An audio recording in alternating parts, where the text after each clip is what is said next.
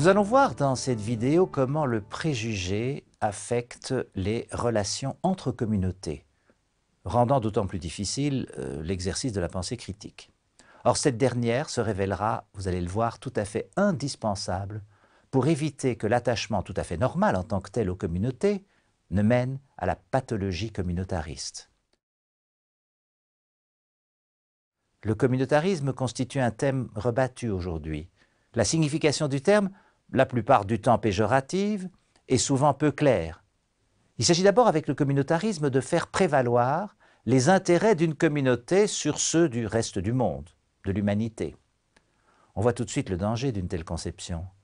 Donner aux intérêts de mon groupe le primat sur les droits universels de l'homme. Cela peut en ultime instance mener à des persécutions, voire, nous l'avons vu, au XXe siècle, à des massacres. Il n'est certes pas question de critiquer l'attachement que l'on peut éprouver pour les proches, pour sa famille, pour ses enfants, pour son groupe d'appartenance. Une telle attitude est tout à fait normale, mais ceux que nous aimons n'ont pas toujours raison. Quand ils sont dans leur tort à l'égard d'un autre qui n'est pas membre de notre communauté, le communautarisme consiste à leur donner quand même raison, ou à leur trouver toutes les excuses imaginables. Cette attitude est celle de la victimisation. Si vous considérez les droits de l'homme comme une valeur commune à l'humanité, il y aura nécessairement des victimes et des bourreaux. Ceux dont les droits auront été violés, les victimes, et ceux qui les auront violés, les bourreaux. Si vous exercez votre pensée critique, vous tenterez d'abord d'établir les faits. Tel ou tel sera victime ou bourreau. Il pourrait aussi être totalement étranger à l'affaire, bien sûr. Si le bourreau est de l'autre communauté et la victime est l'un des vôtres, vous n'aurez pas de difficulté à le reconnaître.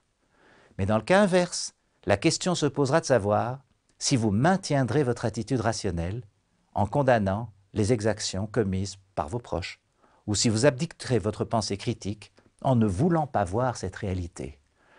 Une telle attitude nous rappelle Ignace de Loyola, dont nous avons parlé, qui ne voulait pas voir la couleur blanche quand l'Église voulait qu'il la voie noire. Il y a de nombreuses manières de faire prévaloir les intérêts d'un groupe sur, en l'occurrence, la simple vérité. L'une d'entre elles consiste à appliquer des éthiques différentes aux siens et aux autres. Le grand sociologue Max Weber a distingué deux sortes d'éthiques, l'éthique de conviction et l'éthique de responsabilité. L'éthique de conviction vous commande d'appliquer partout et toujours vos principes moraux, vos convictions. Si vous y adhérez, vous ne ferez pas de différence entre le bourreau autre et le bourreau qui est des vôtres. La même chose vaudra pour la victime. C'est le principe d'identité. Un bourreau est un bourreau, une victime est une victime. L'éthique de responsabilité est différente. Dans ce cas, vous n'appliquez pas toujours les principes parce que vous tenez compte des conséquences de votre action et vous vous sentez responsable de ces conséquences. Comment comprendre cela?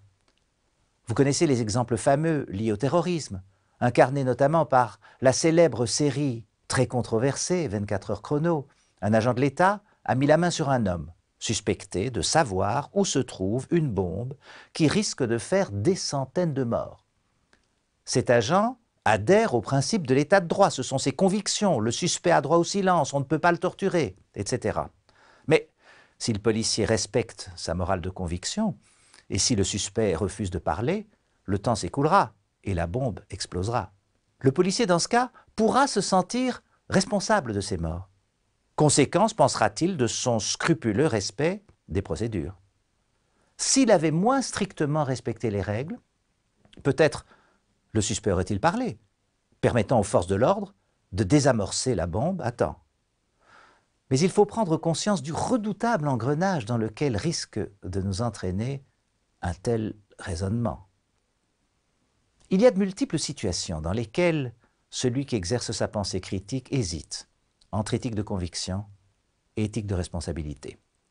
Je n'aborderai pas ici cette question cruciale, très difficile, mais je vais seulement l'utiliser pour affiner la notion de communautarisme. Supposez que vous appliquez systématiquement l'éthique de conviction quand un membre de votre communauté se trouve en position de victime. À tout coup, vous condamnez le bourreau. Mais si, quand l'un des vôtres a le mauvais rôle du violateur des droits de l'homme, Si dans ce cas vous appliquez systématiquement l'éthique de responsabilité en lui trouvant toutes les excuses, alors nous dirons que c'est le préjugé communautariste qui vous anime. Vous direz par exemple qu'il ne pouvait pas faire autrement ou qu'il l'a fait pour défendre sa communauté menacée, etc. Voici maintenant une phrase d'Albert Camus que je vais vous lire. Elle se trouve dans L'Homme révolté, ouvrage paru au début des années 1950. En ce milieu du XXe siècle, Camus nous donnait, vous allez le voir, un avertissement que nous devrions bien méditer aujourd'hui. Voici la phrase. « Mais les camps d'esclaves sous la bannière de la liberté, les massacres justifiés par l'amour de l'homme ou le goût de la surhumanité, désemparent en un sens le jugement. Le jour où le crime se pare des dépouilles de l'innocence, par un curieux renversement qui est propre à notre temps, c'est l'innocence qui est sommée de fournir ses justifications. » Je commente le texte. Les camps d'esclaves sous la bannière de la liberté et les massacres par amour de l'homme, ça vise le communisme.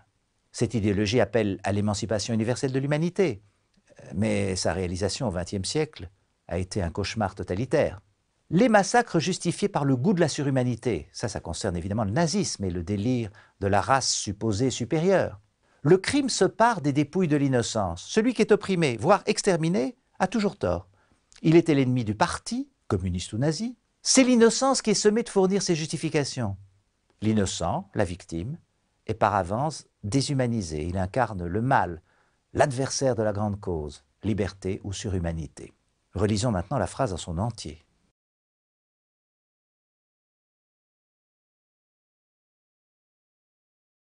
Pour conclure, remplacez maintenant amour de l'homme et goût de la surhumanité par défense de la communauté et réfléchissez au message véhiculé par ce beau texte. L'attachement inconditionnel à un groupe, qu'il soit politique, religieux, national ou racial, a pour conséquence de brouiller la ligne claire entre bourreau et victime.